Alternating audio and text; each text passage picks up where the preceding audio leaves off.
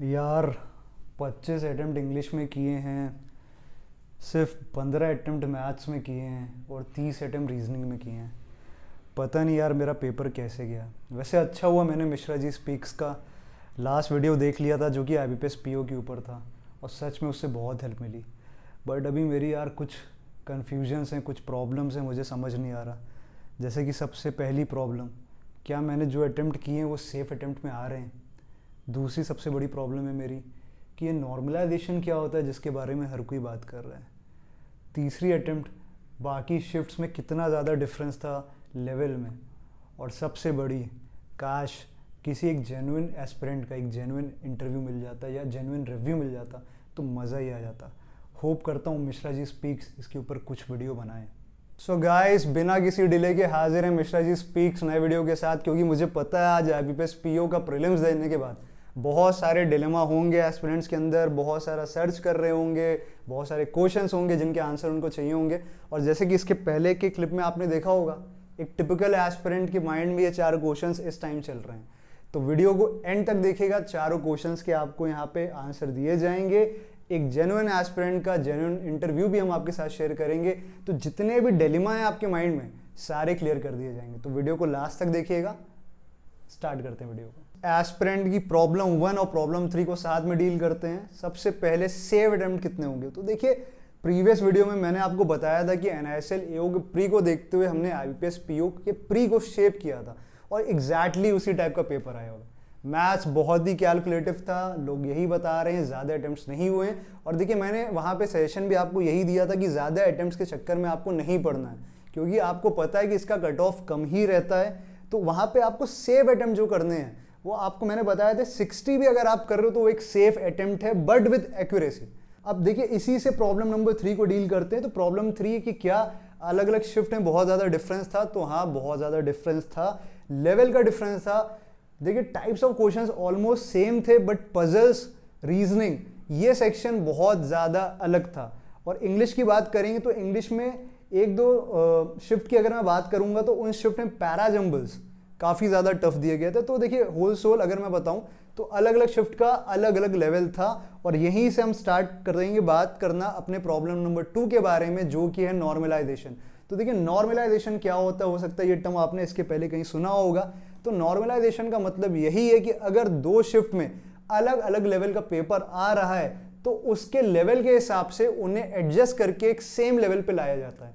मान लीजिए, अगर आपकी शिफ्ट बहुत ईजी थी तो उस शिफ्ट में अगर आपने जितने भी अटेम्प्ट किए होंगे तो हो सकता है कि आपके टोटल मार्क्स कम हो जाएंगे। वहीं अगर दूसरी कोई शिफ्ट है जहां पे पेपर बहुत ज़्यादा टफ था और आपने कम अटेम्प्ट किए हैं तो आपके नंबर ऑफ अटेम्प्ट से भी ज़्यादा आ सकते हैं, क्योंकि नंबर को अपग्रेड कर दिया जाता है, इंक्रीज कर दिया जाता है, ताकि वो सेम लेवल पे आ जाए और एक स्टैंडर्ड सेट हो जाए। इसे बोला जाता है नॉर्मलाइजेशन।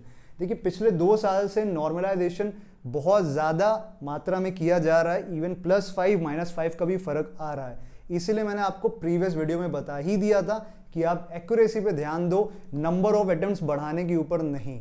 फाइनल पार्ट पे, जो कि है एक जेन्युइन एस्पिरेंट का जेन्युइन रिव्यू। एग्जाम सेंटर पे एग्जाम देते समय क्या क्या प्रॉब्लम्स उन्होंने फेस किया क्वेश्चंस में, कहाँ पे प्रेजेंस ऑफ माइंड यूज करके क्वेश्चंस को सॉल्व किया। देखिए, और ये एक रॉ रिव्यू होने वाला है, तो यहाँ पे आपको जज नहीं करना है, बल्कि उनकी गलतियों से आपको सीखना है, ताकि आप आगे की फ्यूचर एग्जाम्स में वो गलती ना करो। और अगर कहीं पे उन्होंने कोई सही कदम उठाया तो उससे भी आपको सीखना है, ताकि आप सेम चीज़ को फॉलो कर पाओ। तो चलिए स्टार्ट करते हैं, रिव्यू लेते हैं उनसे। गाइस, आज हमारे साथ हैं आशीष ने आज IBPS PO का प्रीलिम्स दिया था और इनकी शिफ्ट थी 10:30 बजे की, सेकंड शिफ्ट। तो आइए 1 बाय 1 करके जानते हैं। जैसा कि आप जानते हो, पहला सेक्शन है रीजनिंग का, फिर था इंग्लिश और फिर था मैथ्स। तो 1 बाय 1 करके देखते हैं इन्हें। तो चलिए बात करते हैं आशीष से। सबसे पहला सेक्शन रीजनिंग। तो आशीष, जो आपकी अप्रोच थी उसे आप शेयर करिए, और जिस तरीके से आपने पेपर को अटेम्प्ट किया वो आप बताइए।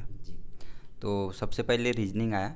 रीजनिंग में मुझे सबसे स्टार्टिंग में ही सिलोजिज्म मिले, तो मैंने सिलोजिज्म अटेम्प्ट किया। उसके बाद मुझे एक पजल मिला, तो मैंने उसको मार्क किया और आगे बढ़ा।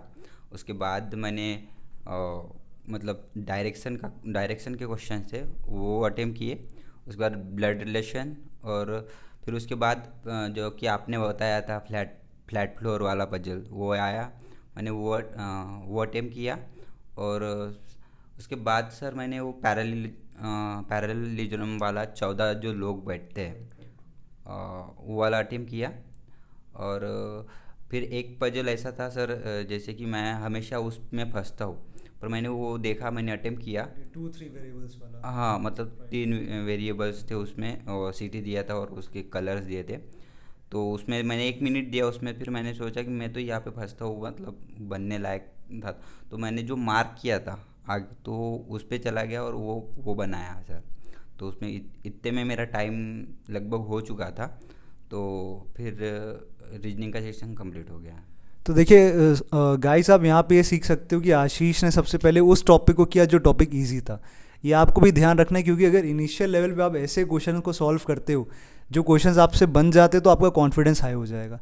तो ये ध्यान में रखिए, स्टार्टिंग में आपको इजी क्वेश्चंस को ही सेलेक्ट करना है। और उसके बाद इन्होंने क्या किया, एक पजल को देखा, इन्हें ऐसा पोटेंशियली लगा कि उस पजल को बना सकते बट टाइम ले सकते, तो इन्होंने उस पजल को मार्क किया और आगे चले।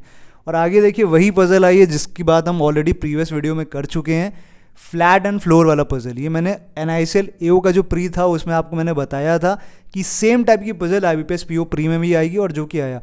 और सिलॉक्स में आप पूछ सकते हो किसी भी शिफ्ट में ओनली अ फ्यू के ऊपर क्वेश्चन आया ही आया है। तो चलिए अब बात करते हैं इंग्लिश सेक्शन के बारे में। हाँ सर, इंग्लिश सेक्शन मतलब इजी टू मॉडरेट ही था, पर एक्चुअली मुझे उतना इंग्लिश का आता नहीं है, पर अच्छा था, मॉडरेट था, करने लायक था। कुछ मतलब वो स्पेलिंग एरर वाले क्वेश्चंस थे, रीअरेंज वाले क्वेश्चंस थे। उसमें एरर वाले क्वेश्चंस थे जो अपने को मतलब बड़े बड़े सेंटेंस दिए थे, 4 सेंटेंस 5 सेंटेंस दिए थे, उसमें से राइट वाला चूज़ करना था एरर। तो वो मैंने एक ही किया उसमें से, बाकी तो 2 छोड़ दिए। और सर उसमें मैंने छोटे वाले क्वेश्चन जो रीअरेंज वाले क्वेश्चन थे जो 5 थे वो अच्छे से किया। और एक क्लोज टेस्ट था सर, तो क्लोज टेस्ट में मतलब ड्यूएबल था, अच्छा था सर वो। एंड RC का लेवल कैसा था? RC थोड़ा मतलब मॉडरेट था, मतलब थोड़ा यहाँ हार्ड था वो। उसमें से 2 ही क्वेश्चन किया सर मैंने RC में। तो गाइस देखिए, ये बात भी प्रीवियस वीडियो में बता दी जा चुकी है आपको कि अब एरर डिटेक्शन में करेक्ट सेंटेंस के बारे में पूछा जाता है। कई बार ऐसे क्वेश्चंस भी आ रहे हैं जहाँ पे आपको ये बताना है कि कौन सा सेंटेंस वहाँ पे राइट है। सो गाइस, आते हैं अब लास्ट सेक्शन में, जो कि है क्वांटिटेटिव एप्टीट्यूड। और इस बार का बहुत ही ज़्यादा कैलकुलेटिव था, और ये भी आपको प्रीवियस वीडियो में बता दिया गया है। तो जानते हैं आशीष से उनका एक्सपीरियंस। जैसे मैंने मैथ्स का सेक्शन चालू हुआ, तो उसके बाद मुझे अरिथमेटिक मिले, मैंने वो अरिथमेटिक छोड़ दिया। उसके बाद क्वाड्रेटिक किया, क्वाड्रेटिक के बाद 2 DI हुए। DI में एक इस क्वेश्चन में फंस गया था, तो मैंने उसको छोड़ दिया। और फिर DI एक अप्रोक्सीमेशन मिले। उसके बाद मैंने एक इसका अरिथमेटिक का क्वेश्चन किया, कैलकुलेट आया था पर उसको सॉल्व नहीं किया, और उसमें इतने में मेरा टाइम अप हो गया। तो आशीष, टोटल अटेम्प्ट आपने कितने किए? सर 73।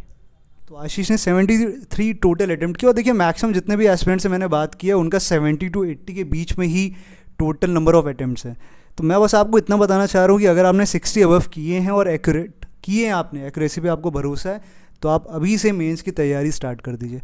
और देखिए, ये जो पैटर्न रहा है इसी से SBI क्लर्क को भी शेप करो सेम तरीके से।